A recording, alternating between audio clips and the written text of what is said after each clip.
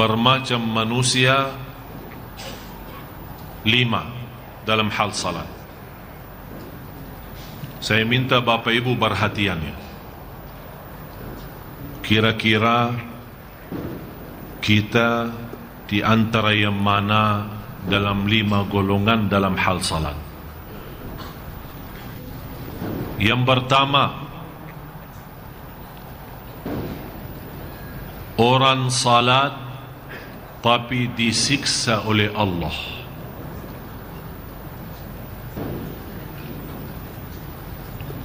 Orang salat tapi disiksa. Ternyata salatnya bukan menyelamatkan, malah salatnya membawa dia ke siksa Allah. Fawailul lil musallin alladzina hum an salatihim sahun. Suratul Ma'un.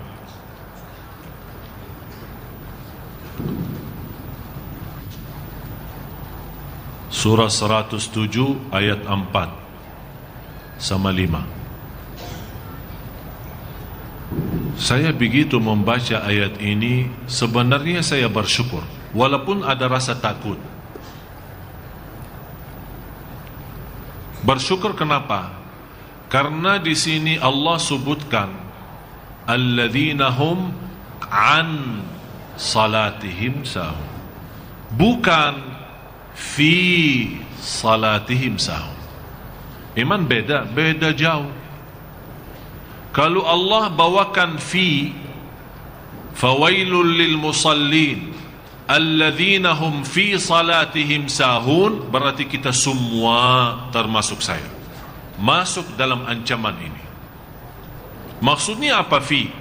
Alladzina hum fi salatihim sahun, yang lalai dalam salat akan disiksa oleh Allah. Pertanyaan saya, kita lalai dalam salat enggak?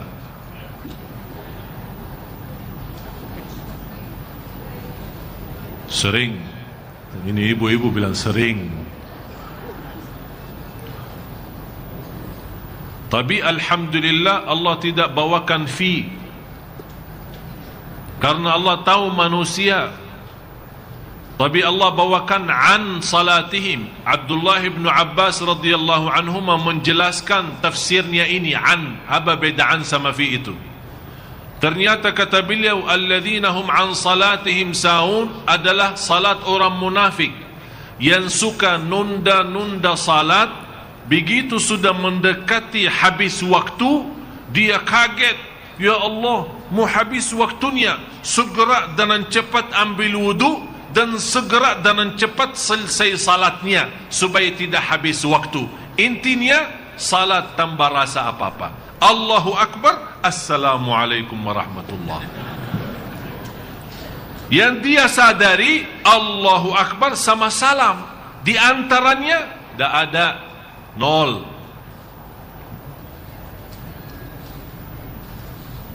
Dan banyak yang seperti ini.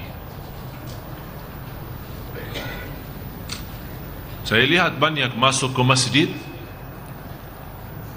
hampir jam 6, berarti sebentar lagi maghrib ya. Ternyata dia belum asar. Begitu dia masuk ke masjid, saya perhatiin, saya fikir pertama baik sangka, harus baik sangka. Begitu dia salat,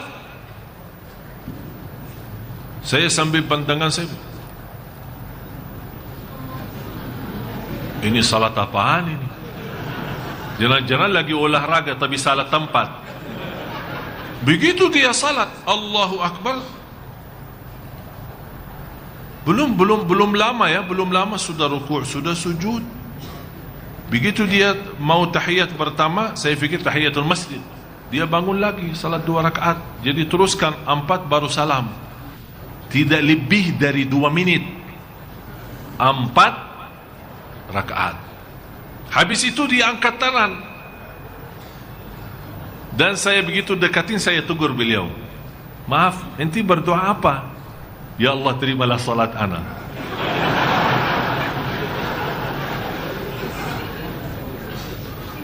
Malu, kita malu sama Allah kalau kita punya salat seperti ini. Kata Imam Ibn Qayyim rahimahullah, kalau anda belum bisa salat yang cocok bagi Allah, carilah Tuhan yang lain yang sesuai salat kita. Betul kata Imam Ibn Qayyim. Ini berkata Imam Qayyim 400-600 tahun lalu dia ngomong seperti ini. Kalau anda belum bisa fantas salat yang fantas yang cocok bagi Allah, cubalah cari Tuhan lain yang cocok dengan salatnya. Ya, kita salat sekarang tidak sesuai untuk Allah ini. Ini bukan untuk Allah. Itu yang dinamakan oleh Rasulullah SAW, yang orang-orang yang bergerak dengan cepat untuk selesaikan salat karena takut habis waktu. Itulah kata Rasulullah, tilka salatul munafik. Begitulah salat orang munafik. Begitulah salat orang munafik. Begitulah salat orang munafik. Na'udzubillah. Subhanallah Bapak Ibu, saya mendapatkan pelajaran, kalau kita salat tepat waktu bersama imam, jamaah di masjid, tenang. Saya pernah terjumus di jalan berjalanan, kemudian mepet pas asar, kemudian ada ceramah di satu tempat. Saya punya fikiran, udahlah kesana aja sekalian, nanti salat di sana.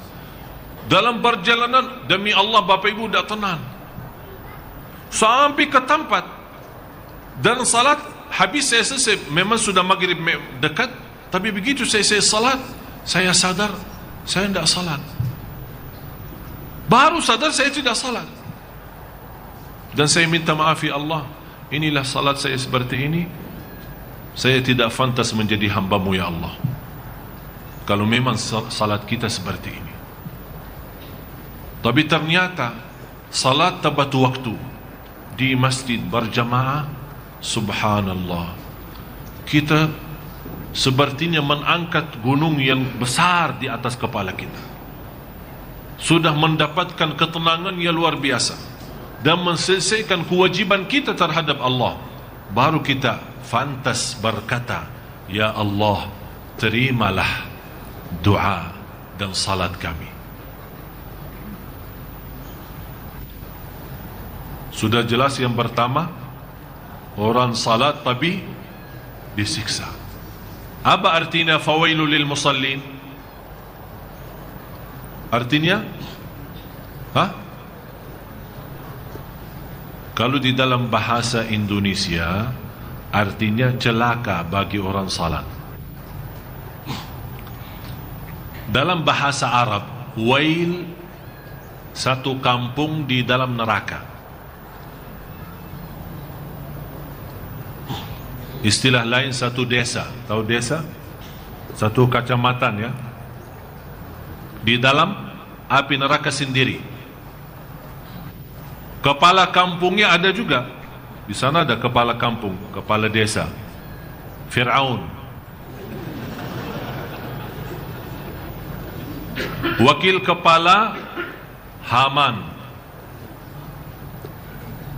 Ada juga orang yang terkenal di sana, Qarun.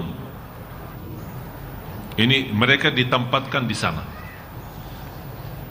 Tempat itu khususan VIP. Untuk siapa? Fawailun lil musallin alladzina hum an salatihim sahun. Neraka Jahannam yang saya kaget waktu saya membaca satu hadis, saya heran. Neraka Jahannam sendiri berlindung kepada Allah dari ancaman wail sendiri. Padahal wail di mana? Di dalam neraka.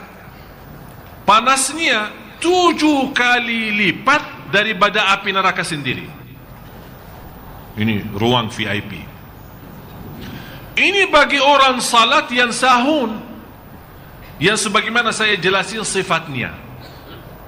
Bapak Ibu, bagaimana orang muslim tapi tidak salat? Kalau orang yang salat tapi salatnya ya selalu tidak tepat waktu, suka gabungkan tanpa alasan, sebentar mau habis ini masuk ke ini, ketiduran salat subuhnya, tapi dia tetap jaga, ini sudah termasuk dalam ancaman ini. bagaimana orang yang tidak salat sama sekali? Na'udzubillah. Yang kedua, orang salat tapi dihisab oleh Allah. Dia selamat dari ancaman fawailun lil musallin, tapi belum mantap salatnya, dihisab. Seperti apa? Siapa mereka? Mereka adalah orang-orang yang tidak sempurna wudunya, yang tidak menjaga rukun-rukunnya, yang tidak mempelajari wajib-wajibnya. Dia salat ikut-ikutan. Dan di dalam salat, kalau dia Allahu Akbar, hilang, tak tahu kemana. Sebentar di mall, sebentar di rumah, sebentar di Tanah Abang, sebentar naik busway, sebentar bayanan umroh, sebentar ingat masalah rumah tangga. Pokoknya kalau dia sudah Allah, sebelumnya dah ada, santai aja, belum takbir kan? Begitu dia Allahu Akbar, udah masuk. Sepertinya dia lagi meeting dalam salat. Semua masalah dia mau selesaikan dalam salat. Belanja di Tanah Abang, urusin belanjaan istrinya, fikirin jumbutan anaknya, semuanya dalam salat. Begitu dia selesai, ditanya, apa yang dibaca imam tadi? Imam ya? Sebenarnya saya sudah dengar bacaannya, tapi saya belum Quran hafal. Jadi ayatnya saya Quran, tapi saya tahu itu Quran. Ya memang Quran, masa dia mau baca? Ya jelas dia baca Quran, masa dia mau baca selain Quran? Tidak, maksud saya bertanya, Pak, Anda perhatiin bacaan imam apa? Rakaat udah begini aja. Rakaat pertama baca apa? Rakaat kedua baca apa? Bisa tahu nggak? Bisa ingat nggak? Satu ayat, satu apa saja. Sebenarnya saya jujur saja Ustaz, saya Quran hafal. Jadi saya sepertinya pernah mendengar ayat ini, pernah, tapi kok hilang gitu. Terus dia tanya kembali, maaf Ustaz, imam baca tadi apa? Saya bilang rakaat pertama qul ya ayyuhal kafirun, rakaat yang kedua qul huwallahu ahad. Masa sih? Dia berfikir ayat ini dah dibaca. Memang terus terang saja Bapak Ibu, ini hal hampir 90%, termasuk saya bicara jujur. Kadang masuk salat Allahu Akbar, dah tahu kemana, dah ada rasa sama sekali. Selesai salat, oleh kerana itu berusaha jaga sunnah ba'diyah qabliyah, namanya sunnah rawatib.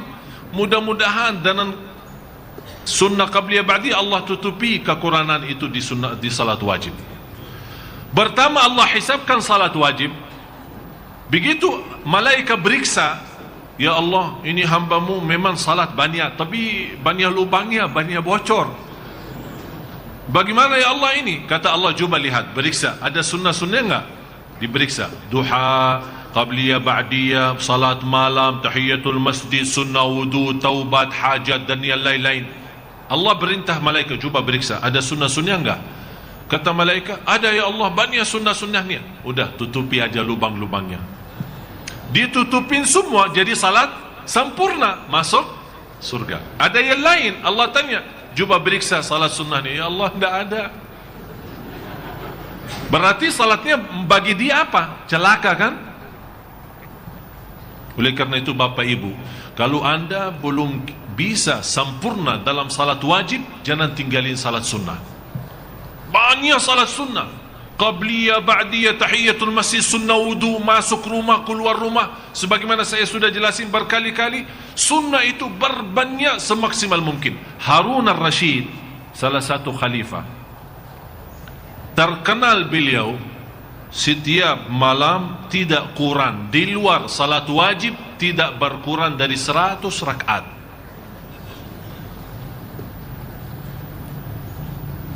Di luar salat wajib tidak berkurang dari 100. Jadi jumlah salat sunnahnya semua hampir 100 rakaat. Jadi sayang sekali kalau Bapak Ibu hanya terhitung anda punya salat wajib saja. Sayang.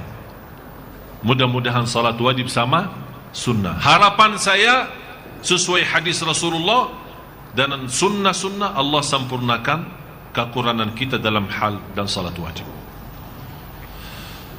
Tapi seperti ini, yang tidak sempurna wudu, yang tidak sempurna rukun dan wajib, akan dihisab oleh Allah.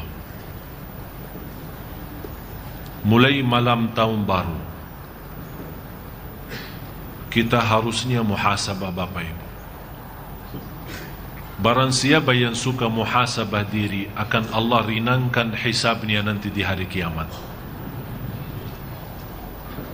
Muhasabah bukan pas lagi ramai-ramai di masjid pas i'tikaf, tidak. Kalau bisa anda setiap malam punya muhasabah di rumah.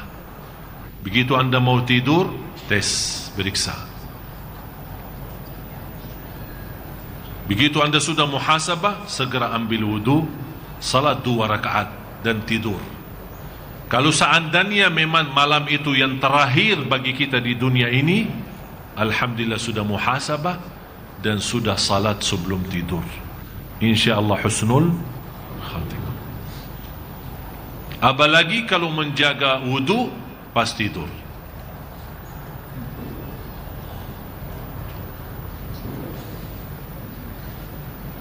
Jadi tolong diperiksa soal salat kita. Yang ketiga, salatnya mampu menghapus dosa. Sekarang Bapak Ibu harus fahami dalam 3-5 golongan ini, tidak semua salat bisa dapat pahala. Harus fahami itu ya. Tidak semua salat anda bisa dapat pahala. Tidak semua salat anda bisa mendapatkan ampunan. Tidak semua salat anda bisa dihisab, dan tidak semua salat anda bisa disiksa. Jadi semua ada apa?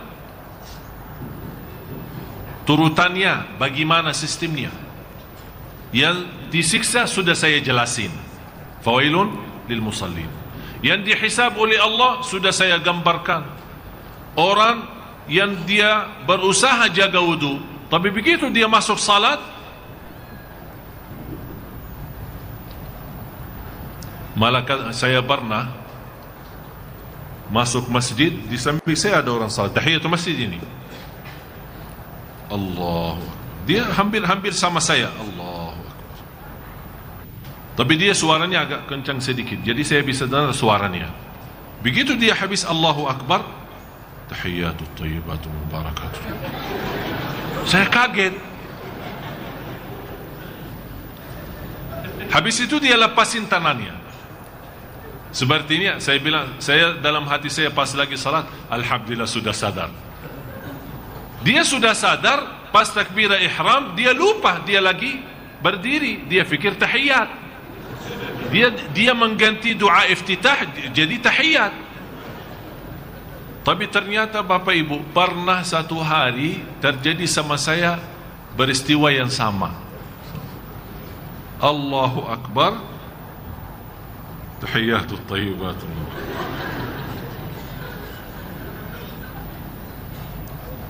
Langsung pas saya ingat, sudah selesai tahiyat, sudah sambil asyhadu an la ilaha illallah wa asyhadu muhammadar rasulullah, baru saya ingat. Kalau orang itu yang tadi ternyata lebih baik, ingat cepatan. Tahiyatut thayyibat sudah baru ingat. Kalau saya sudah selesai tahiyat baru ingat, ternyata itu juga penaruhnya dosa. Barangkali saya ada salah sama istri saya, jadi begini salat saya begini. Tapi subhanallah, bahagia seorang yang bisa punya salat. Paling tidak ini yang ketiga, lewat salatnya bisa diampuni Allah dosanya. Seperti apa itu? Sempurna wudu'nya, sempurna rukun-rukun dan wajib. Begitu dia masuk salat, dia sibuk dalam salat lawan hawa nafsu dan syaitan. Syaitan waswas dari sebelah kiri, dari sebelah kanan, menggoda bermacam-macam.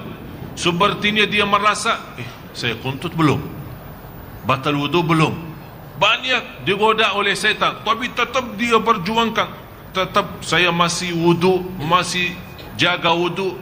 Ini hanya was-was, ini bukan kuntut, bukan suara, bukan bau, bukan apa-apa.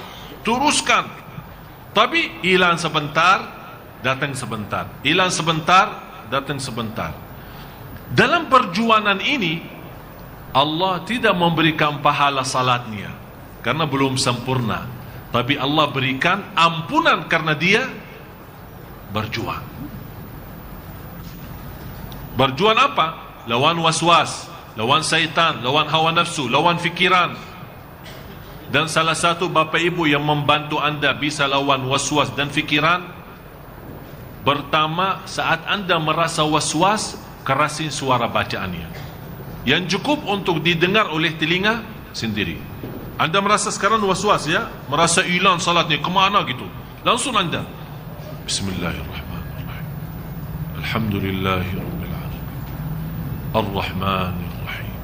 Kerasin suara dan rasakan dalam kalbu.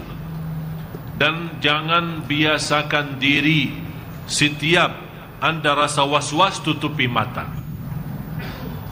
Jangan menjadi hal itu biasa. Nanti lama-lama tidak bisa khusyuk kecuali tutup mata. Dan Rasul melarang kita lagi salat menutupi mata. Yang kedua, yang membantu kita bisa menghadirkan diri kita dalam salat, selain kerasin suara dalam bacaan, ganti-ganti ayat yang kita baca. Jangan qulhu mulu, rakaat pertama qulhu, rakaat kedua qulhu, dan seterusnya qulhu sampai mati. Ini yang membuat kita apa? Tidak merasa nikmatnya salat, karena saat kita baca qulhu sebenarnya bukan kita yang baca, otak bawah sadar yang baca. Karena sering kita baca, otomatis sudah terekam di sini. Akhirnya dia keluar secara otomatis. Sudah faham? Jadi ganti, pas lagi salat anda rasa was-was, rakaat pertama ini, ya, habis Al-Fatihah, Yasin wal Qur'anil Hakim, hafal 2 ayat, Allahu Akbar. Di rakaat yang kedua lari kemana gitu, Idza waqa'atil waqi'ah laysa liwaqa'atiha kadhibah, lillahi ma fis samawati wa ma fil ard, wa in tubdu ma fi anfusikum aw tukhfuhu hasib. Bukan dalam satu rakaatnya, tapi maksud saya, usahakan pindah-pindah setiap anda dalam satu rakaat. Misal rakaat pertama baca ayat tertentu, di rakaat yang kedua pindah ke ayat baru lagi yang anda hafal. Jangan hanya sepanjang hidupnya dan sepanjang salatnya qulhu qulhu qulhu, atau 4 qul. Qul ya ayyuhal kafirun, qul huwallahu ahad, qul a'udzu birabbil falaq, qul a'udzu birabbin nas. Akhirnya syaitan yang sering goda kita, dia sudah hafal 4 qul ini, sering kita baca. Akhirnya kita harap lewat bacaan bisa syaitan lari. Anak hafal itu, jangan, tidak bisa anak lari. Ya susah juga ini. Qul qul qul, ini kan masalah. Tapi saya minta Bapak Ibu, cuba mulai malam ini, ya. Karena ada salat i'tikaf, salat malam, ya. Tapi saya minta sebelum anda ikut salat malam, cuba masing-masing salat 2 rakaat. Dan apa yang saya sampaikan ini cuba praktik. InsyaAllah dengan perjuangan anda akan semakin salatnya semakin baik, semakin bertingkat. Bapak Ibu, anda jangan harap di satu malam bisa langsung jadi ke martabat yang pertama. Masih kita bahas, ya. Ini kita masih, yang saya harapkan sementara ini golongan yang ketiga, lewat salat bisa diampuni Allah. Inna salata tanha anil fahsyai wal munkar. Kalau diampuni Allah, berarti dosa kita sepanjang hari diampuni Allah. Begitu kita salat, diampuni. Tapi yang keempat, oh ini jauh lebih tinggi lagi. Orang salat tapi dapat pahala. Bapak Ibu, kalau artinya semakin naik, semakin tinggi salatnya, berarti dapat pahala, otomatis diampuni juga kan? Semua kan di bawah, apapun yang di bawahnya dapat diampuni Allah Subhanahu wa taala, dimaafkan. Siapa itu yang salat tapi bisa mendapatkan pahala salatnya? Artinya lewat salat dia benar-benar bisa merasakan nikmat salat.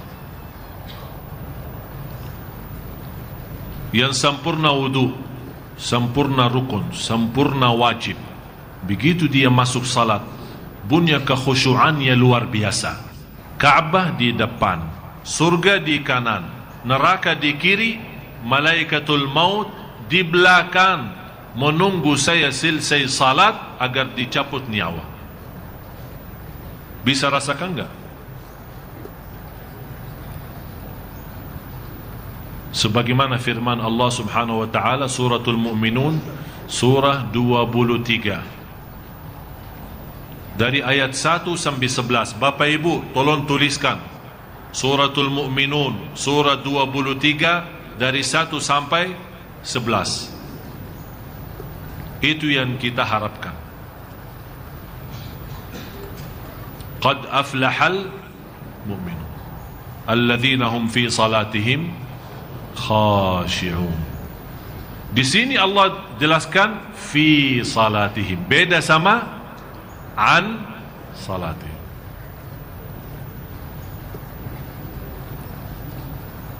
Bapak Ibu, yang tidak bisa di martabat yang keempat ini, ada satu yang bisa membantu anda semua, adalah doa. Kalau anda berduli, mau betul-betul menikmati khusyuk dalam salat, anda berdoa kepada Allah. Ada seorang salih berkata, aku mujahada diri lawan waswas dan syaitan selama 20 tahun. Alhamdulillah, habis itu saya berhasil menikmati khusyuk dalam salat selama 20 tahun kemudian. Berarti Bapak Ibu, jangan putus asa. Jangan anda baru sekali salat, ya Allah ternyata khusyuk susah juga. Tetap berjuang. Kalau memang tidak bisa mendapatkan martabat pahala, paling tidak diampuni Allah, supaya kita keluar dari masjid lepas salat sudah suci dari dosa dan maksiat. Yang terakhir, yang kelima,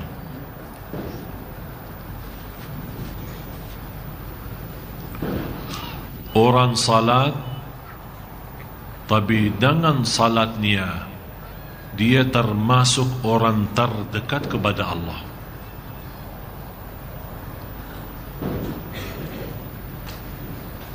Lewat salat dia bisa merasakan diri sudah dekat sama Allah. Saya tidak bisa berkata hal ini sulit, tapi hal ini hanya orang-orang yang benar-benar dibukakan oleh Allah hatinya yang bisa menikmati salat seindah itu. Orang salat namanya salat muqarrabun, yang didekatkan oleh Allah lewat salatnya. Jadi benar-benar dia datang begitu mendengar azan, bukan hanya mendengar azan, malah saya pernah membaca salah satu sejarah, salah satu ulama ahlus sunnah, di dalam biodata sejarah beliau, 70 tahun tidak pernah masuk masjid sesudah azan. Tidak pernah mendengar azan di luar masjid selama 70 tahun. Artinya apa? Dia mendengar azan di dalam, berarti 70 tahun dia jaga salat di masjid. Sudah dia di masjid standby sebelum azan. Ini seperti mereka yang Allah kasih kelebihan posisi terdekat kepada Allah lewat salat. Inilah salat seperti salat mereka, tidak perlu doa. Begitu dia salat punya masalah, Assalamualaikum, selesai salat, Allah selesaikan masalah. Begitu dia punya hutang ingin dilunaskan, begitu dia melarikan diri kepada salat, ya ayyuhalladzina amanu, dia membuktikan lewat salat yang mendekatkan dirinya kepada Allah. Ista'inu bis sabri was salat. Begitu dia salam, lunas utangnya. Sampai sahabat Rasul kekurangan makanan di rumah, dia salat 2 rakaat, Allah isi rumahnya makanan. Salat seperti apa? Yang jelas bukan seperti salat kita. Yang jelas betul bukan seperti salat kita. Salat mereka, begitu Allahu Akbar, mereka sudah merasakan dirinya di alam lain. Inilah salat mereka yang bisa tembus sampai ke langit yang ke-7, bertemu dengan cahaya Allah di atas. Cahaya salat mereka langsung bisa sambung dengan cahaya Allah di langit yang ke-7. Begitulah mereka merasakan keindahan dan kenikmatan yang luar biasa. Begitulah mereka dipimpin oleh salatnya dalam kehidupannya. Murah rizki, tenang, sempurna iman, khusyuk, nikmat, mulia akhlak, kemana saja dalam lindungan Allah subhanahu wa ta'ala. Tapi ini kembali kepada apa? Supaya kita bisa mendapatkan salat seperti ini, harus kita bisa membiasakan diri segala sesuatu kita kembali kepada salat. Lagi sakit hati, sebelum anda cerita sama siapa-siapa, lagi sakit hati, atau tuliskan statusnya di dalam BB, aku lagi stres. Alah baca, dalam BB saya ada 498 yang ikut dalam grup BB saya hampir lebih dari separuh dari mereka statusnya aneh-aneh. Ada, saya lagi galau, saya lagi stres. Kalau ditanya apa masalahnya, dah ada. Dah ada yang mau nikah sama saya. Itu jadi masalah. Banyak hutang. Tapi ternyata kalau kita periksa masalah itu, rata-rata masalah itu yang muncul itu gara-gara tangan kita, bukan karena Allah. Semua gara-gara tangan kita.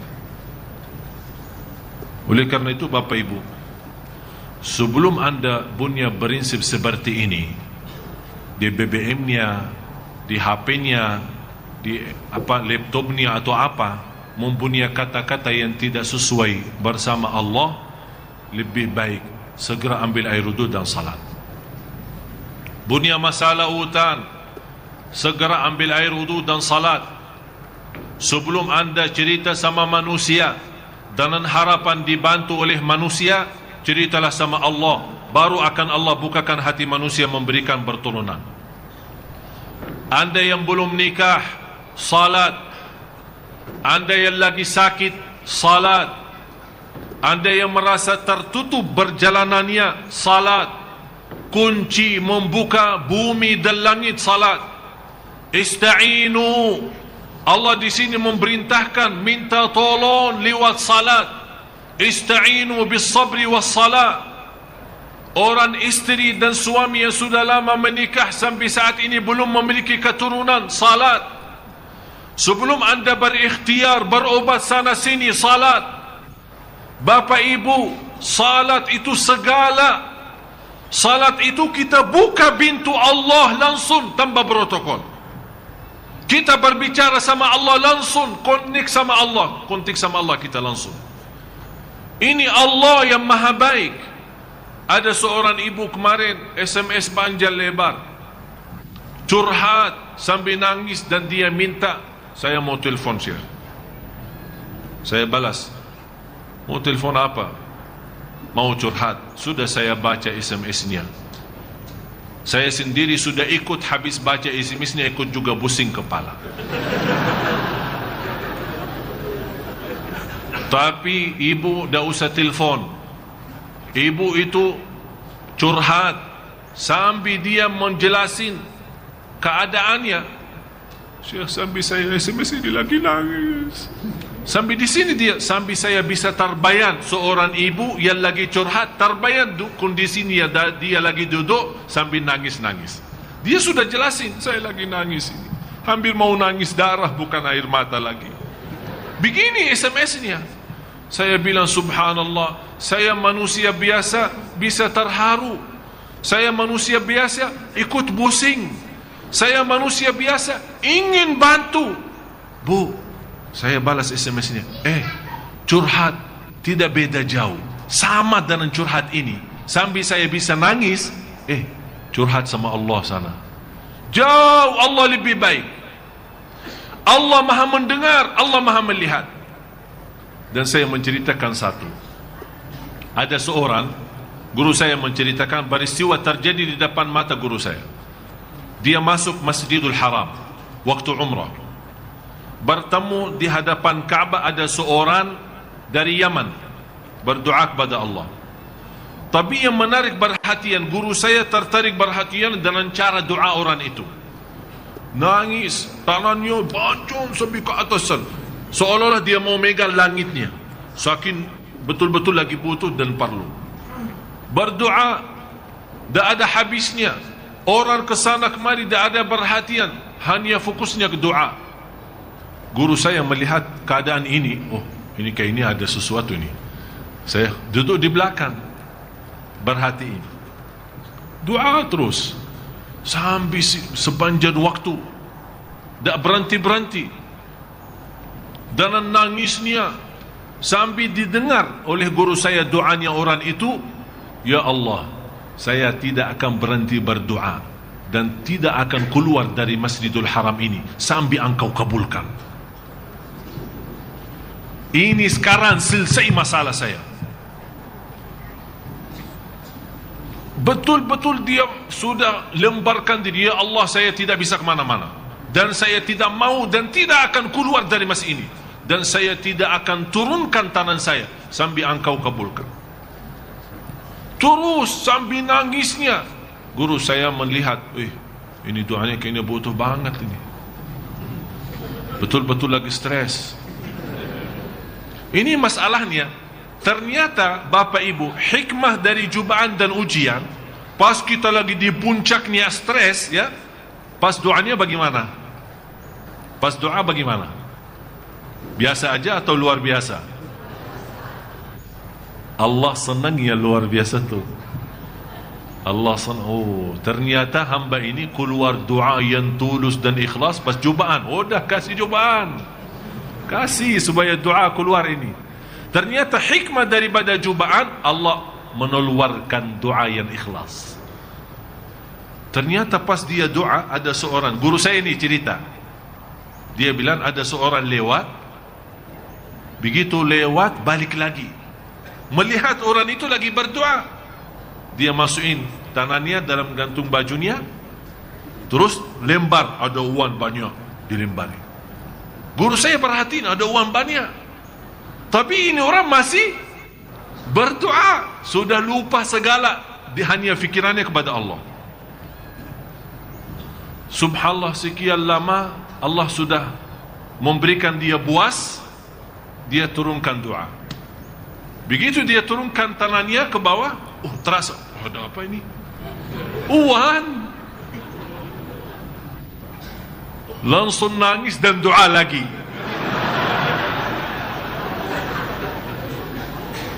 Dia tidak berhenti berdoa sampai ada kedengaran azan.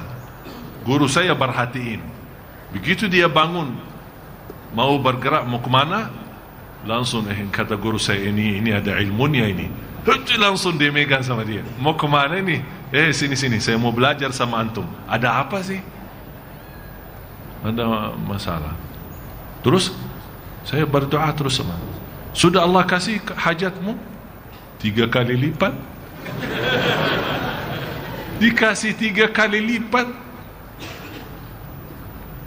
Bapak ibu, demi Allah, tidak ada yang lebih baik sama dari Allah. Cuman kita belum bisa berdoa. Masalah sama kita, bukan masalah sama Allah. Allah memiliki dunia dan segala isinya, semuanya milik Allah. Allah bisa dengan kekuasaannya dan perintah kun fayakun, semuanya manusia datang memberikan pertolongan. Semua manusia dan makhluk akan tuntut untuk membantu kita. Ini Allah.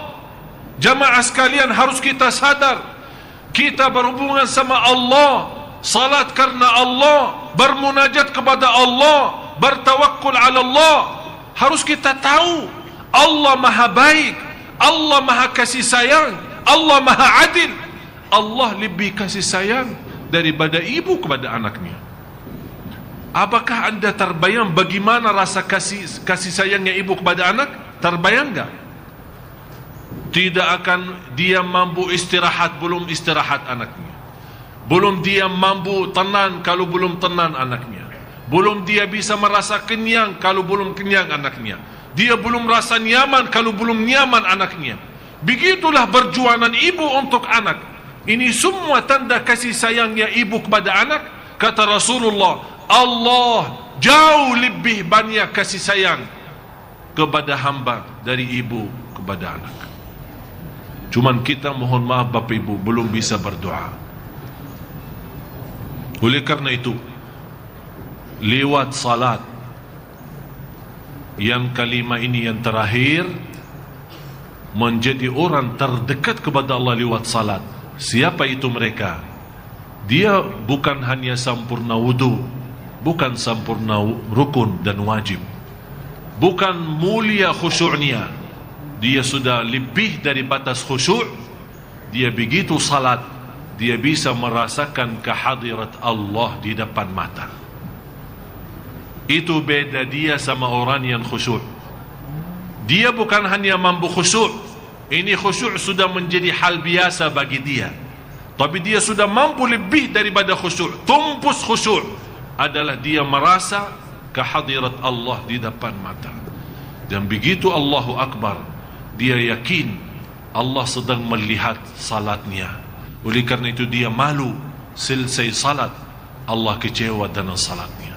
Sebagaimana Al-Hasan ibn Ali radhiyallahu anhuma, begitu dia lagi ambil wudu dan dia nangis dan berubah mukanya seperti orang sakit.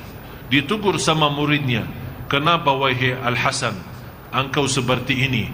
Kata beliau, anda kalian belum tahu saya menghadapi siapa dalam salat. Jadi dia dalam wudunya, dia sudah merasakan kehadirat Allah. Dalam wudu, dia sudah menikmati keindahan dan keagungan Allah. Begitu dia selesai salat, Allah penuhi dalam tumbuh badannya kekhusyuan. Begitu dia masuk salat, sudah masuk di alam lain.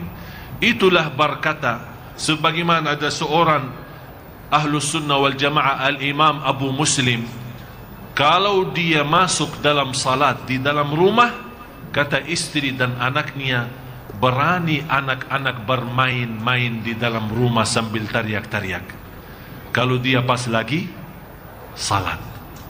Karena beliau kalau salat, dia tidak bisa mendengar bisikan apa-apa, karena dia sudah di alam lain. Inilah salat yang kita cari. Itulah salat yang kita inginkan dan harapkan. Dan salat seperti ini tidak akan bisa terwujud kecuali dengan menanamkan rasa cinta masjid. Saya akhiri satu cerita. Sudah habis ya? Habis? Saya akhiri satu cerita. Mudah-mudahan cerita ini bisa menjadi bermanfaat bagi kita semua. Ini cerita benaran terjadi di Tanah Suci. Ada seorang dengan ayahnya, habis Jumatan di Masjidil Haram. Dia orang tinggal di kota Jeddah. Jadi Makkah sama Jeddah kira-kira 55 kilo. Berarti 55 kilo dari Makkah ke Jeddah tembusnya 30 menit atau 25 menit. Karena beda jalanan ya. Kalau di Jawa 50 kilo bisa 1 hari belum sampai. Ini subhanallah, cerita ini dia membayangkan habis Jumatan di Masjidil Haram, kemudian bawa ayahnya pulang ke kota Jeddah. Di dalam perjalanan masuk waktu asar. Yang menarik perhatian anak itu, ada satu masjid di pinggir jalan hancur. Kelihatan dari jauh hancur, separuhnya hancur. Jadi sepertinya ada tanda tidak ada orang bagi masjid itu buat salat. Sepertinya bangunan lama lah sudah. Tapi tetap dia mau berhenti di situ dan salat di situ. Tapi ternyata apa yang terjadi? Begitu dia mampir ke situ, ada satu mobil parkir di luar masjid. Dia heran. Dia berkata sama ayahnya, "Kak, masa ada orang salat di sini? Udah, saya penasaran, saya mau tahu apakah betul ada orang atau cuma mobil aja tak ada orang di dalam." Begitu dia mendekati masjid yang hampir separuhnya hancur, terdengar suara Al-Quran. Ada seorang anak muda baca Quran suratul Rahman. Dia berhenti di luar sama ayahnya, menikmati suara yang indah. Tapi begitu habis bacaan Ar-Rahman, anak itu penasaran, mau tahu orang itu siapa dan kenapa dia salat di sini. Kenapa tidak cari masjid-masjid yang sudah siap? Ini masjid sudah hancur. Begitu masuk, ternyata bertemu dengan seorang muda sekali. Umurnya tidak lebih dari 20-23, kurang lebih lah seperti itu. Masih di umur muda. Dan langsung ditegur dengan ucapan Assalamualaikum. Orang ini yang muda yang ada di dalam masjid itu kaget. Sepertinya tidak pernah nyangka ada orang mau datang masuk ke sini karena tempatnya hancur. Langsung dia bilang Waalaikumsalam. Dan orang yang datang, dia berkata, "Anda sudah salat asar?" Kata pemuda, "Saya belum." "Udah, sudah masuk waktu, ayo kita sama-sama." Begitu anak muda bangun untuk salat asar, anak muda yang duluan duduk di masjid baca Quran, dia berkata, "Mau salat berjamaah? Ayo sama-sama kita salat berjamaah." Anak baru sama ayahnya kaget. Ini bicara sama siapa nih? Tidak ada orang di masjid. Kok dia bilang salat berjamaah? Sama siapa dia ngomong begitu? Jangan-jangan orang gila ini. Dia seperti ini bayanannya. Udah diam. Begitu ikamat, kemudian salat asar. Ayahnya jadi imam, dia saf sama anak muda itu. Dia perhatiin, karena kata salat berjamaah memberikan gambaran ada orang lain, tapi dia tidak nampak. Akhirnya orang itu merasa sibuk dalam salat. Dia nunggu sama siapa, bicara sama siapa, tapi tidak ada orang selain kita. Begitu selesai salat, ditegur sama orang itu, dan dia bertanya, "Mohon maaf, Anda salatnya, mohon maaf salatnya sepertinya sudah bagus. Tidak kelihatan Anda orang gila. Tapi Anda tadi sebelum salat mengucapkan sebuah kata membuat saya tidak bisa santai dalam salat. Apakah Anda berbicara tapi tidak ada orang lain?" Kata anak muda itu, "Jangan menganggap saya gila dan berbicara dengan batu. Ya memang tidak ada orang lain yang hanya saya berbicara. Saya berbicara dengan masjid ini." Kaget. Kok berbicara dengan masjid? Maksudnya apa? Bentuk masjid kan batu. Bagaimana kamu berbicara sama batu? Kata pemuda, saya ulangi lagi, jangan salah faham. Saya bukan orang gila. Tapi saya begitu datang ke masjid pertama kali, dan saya melihat keadaan masjid seperti ini hancur, dan saya tidak punya kemampuan untuk membangunkan kembali. Tapi saya yakin masjid ini dulu banyak jamaahnya, banyak yang isi salatnya, dan banyak yang baca Quran. Saya merasa sepertinya masjid ini yang hancur, yang sudah tidak diurus lagi, sepertinya merindukan suara takbir, merindukan suara bacaan jamaah, merindukan salat jamaahnya bersama makmum-makmum. Tapi karena sudah lama, oleh karena itu saya sudah bernazar, setiap lewat jalan ini saya akan salat di sini, karena saya ingin, dan rasa cinta saya kepada masjid, saya ingin Allah subhanahu wa ta'ala menghilangkan rasa haus kerinduan masjid ini kepada jamaah. Saya bernazar bukan hanya salat di masjid ini, tapi saya juga menkhatam 1 juz setiap lewat masjid ini. Anak itu heran, dan dia berkata, aku kagum dan bangga terhadapmu, seorang muda tapi begini berlakunya untuk masjid. Akhirnya mereka mau bisa sama-sama pulang. Pas lagi mau keluar, orang itu sama ayahnya ditahan sama anak muda, megang tangannya, dan dia berkata, kamu tahu apa yang aku berdoa setiap saya datang di masjid ini salat? Kata orang itu, apa? Dan ayahnya ikut mendengar. Dia berkata, saya berdoa, ya Allah, sebagaimana saya setiap lewat jalan ini, dan saya berniat untuk mempenuhi rasa kerinduan masjid ini kepada jamaah yang sudah tidak dipakai lagi, dengan bacaan Al-Quran. Ya Allah, saya ingin mempenuhi rasa kerinduan masjid ini dengan suara Al-Quran. Ya Allah, aku mohon penuhi rasa rindu ayah dan ibu saya yang sekarang dua-duanya ada di alam kubur. Ternyata Bapak Ibu, perjuangan seorang muda seperti ini menjaga salatnya di masjid yang hancur, niatnya untuk memadamkan dan mempenuhi rasa rinduan masjid ini, supaya Allah subhanahu wa ta'ala menurunkan kasih sayangnya kepada orang tuanya yang telah meninggal dunia. Kira-kira anak seperti ini, pasti inilah perjuangan bapaknya dan ibunya sampai bisa mewujudkan anak saleh seperti ini. Bapak Ibu, kita perlu mendidikkan anak kita semaksimal mungkin, agar besok kalau kita meninggal dunia, masih ada yang tersisa doa dan bacaan anak kita yang akan dikirimkan pas kita meninggal dunia. Itu yang kita harapkan, karena kita tidak ada di antara Bapak Ibu yang punya jaminan anaknya besok akan mendoakan. Tidak ada di antara Bapak Ibu yang punya jaminan anaknya besok akan disibuki oleh dunia, akan dilalaikan oleh hawa nafsunya. Kita tidak ada di antara kita Bapak Ibu yang punya keyakinan anak kita akan menjaga salat di masjid dan akan tidak pernah lupa mendoakan kita. Oleh kerana itu, marilah kita sama-sama menanamkan cinta masjid di dalam hati anak kita, menanamkan cinta Al-Quran, supaya besok kalau kita dipanggil oleh Allah duluan, masih ada yang tersisa dengan kasih sayangnya Allah yang diantarkan oleh Allah lewat bacaan anak kita, lewat doa dan salat anak kita.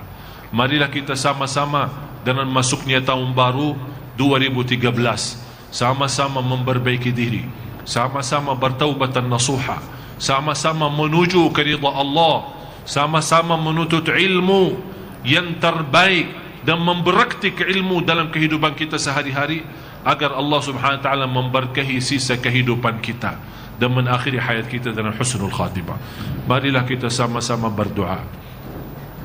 Bapak Ibu yang punya hajat, yang punya masalah, yang punya hutang, yang punya apa saja, bersama Allah, inilah kesempatan.